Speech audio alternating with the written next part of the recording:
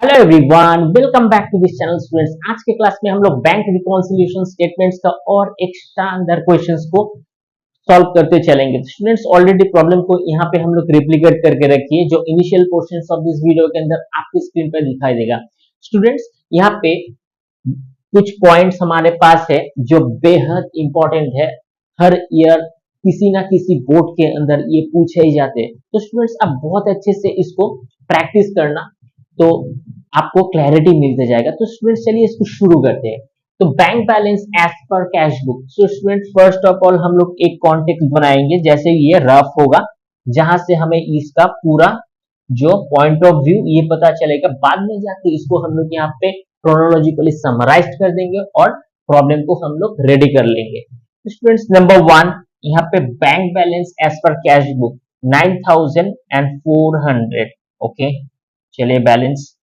Number two, यहाँ पे during this month the total amount of cheque is 12,400 were deposited into bank, out of which one check of 1860 has been entered in passbook. तो students इसको हम लोग less कर देंगे 1860, तो हम लोग लेस कर देते हैं 9400 माइनस 1860, तो हमारे पास 7540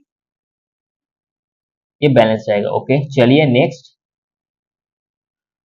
During this month, checks of 14,930 were drawn in favor of the creditors. Of them, one creditor of 6,430 encashed his check is 4th April. Checks another creditor for 720 has not yet encashed his check.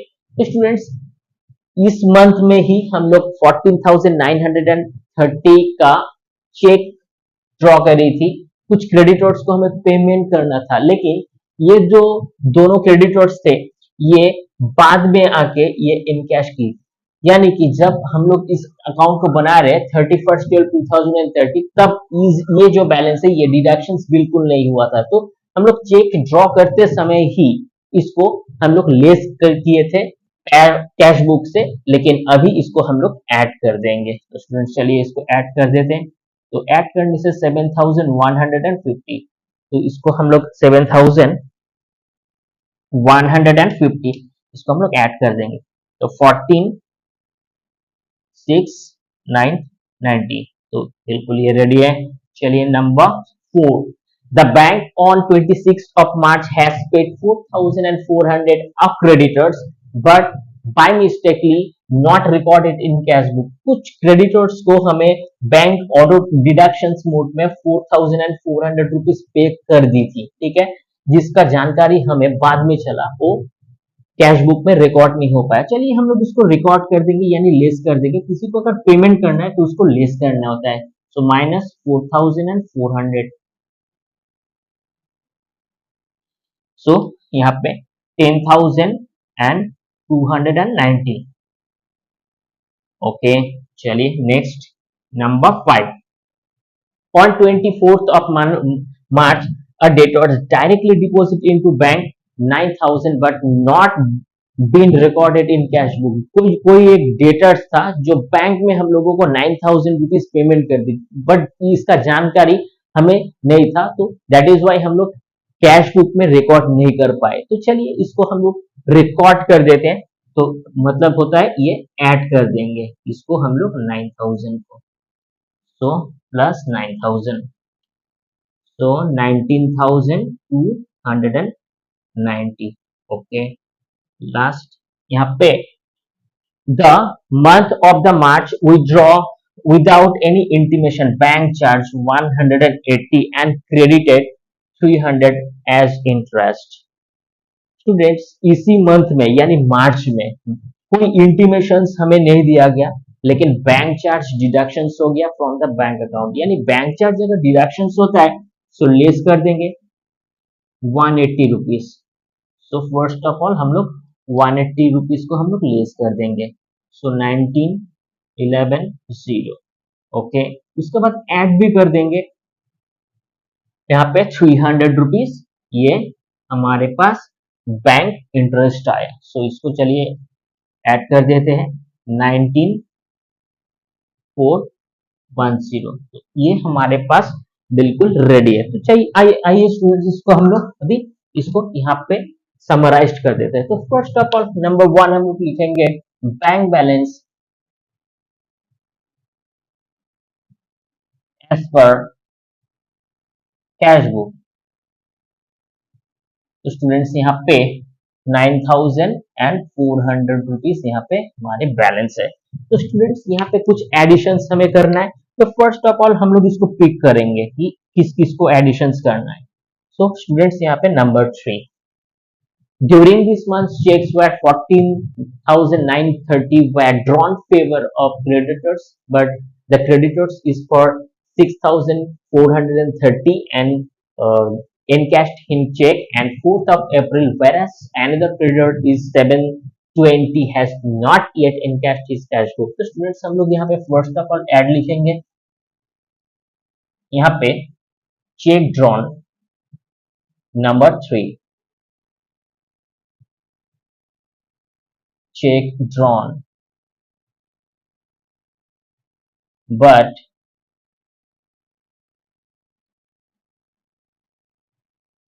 but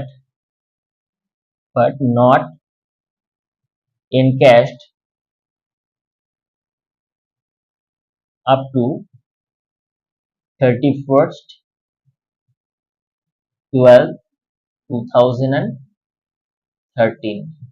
तो यहाँ पे encash नहीं हुआ था। इसका जो amount होगा वो 7,150। ओके, चलिए number 5, on 24th of March debtors directly deposited into the bank। Okay, number 5, debtors directly deposited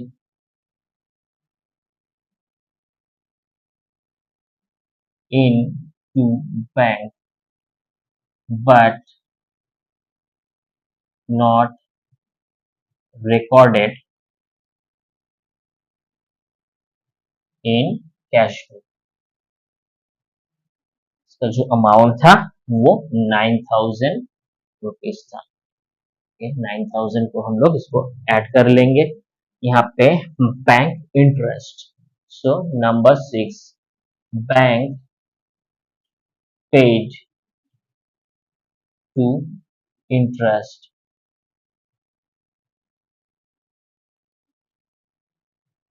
into account but not recorded in cash book. तो कैश बुक में ये रिकॉर्ड नहीं हुआ था। सो यहाँ पे 300 रुपीज हम लोग ऐड कर देते। तो स्टूडेंट्स चलिए इसको हम लोग ऐड कर देंगे। सो 7150, 9,000 प्लस 300। तो स्टूडेंट्स यहाँ पे जो बैलेंस होता है 16,450। इसको हम लोग 9,400 से ऐड कर देंगे। सो 25,850 यहाँ पे बैलेंस होगा। तो कुछ स्टूडेंट्स यहाँ पे लेस भी करना है, तो ये जो लेस है हमें करना है। So number 2, during this month total amount of the cheques were deposited, cheque deposited into bank. तो फर्स्ट हम लोग यहाँ पे लिस्ट लिखेंगे number 2, cheque deposited into bank but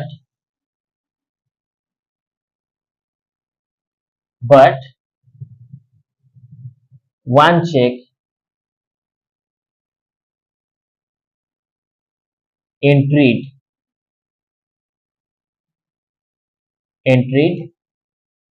on passbook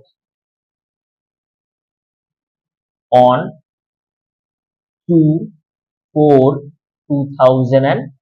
तो ये जो चेक होगा इसका जो अमाउंट होगा ये 1860। इसको हम लोग यहाँ पे लिख देंगे। चलिए नेक्स्ट नंबर 4।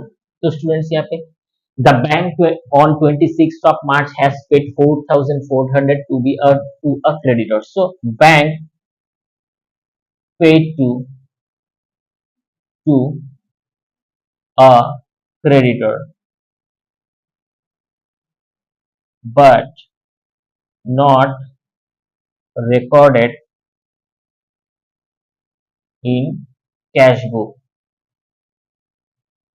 तो स्टूडेंट्स यहाँ पे जो है 4,400, तो हम लोग यहाँ पे 4,400 यहाँ पे लिख देते हैं। फाइनली यहाँ पे नंबर 4, तो यहाँ पे 180 रुपीज बैंक चार्ज है। सो यहाँ पे बैंक चार्ज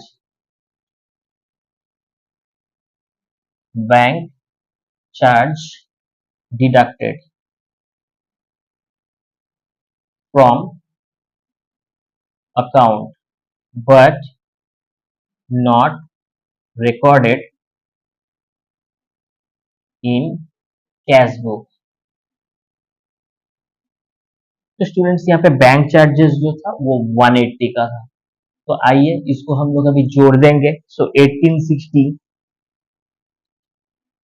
प्लस 4400 प्लस 180, सो 6,440। इसको ना स्टूडेंट्स हम लोग अभी घटा देंगे यहाँ से 25,850, तो यहाँ पे 19,410।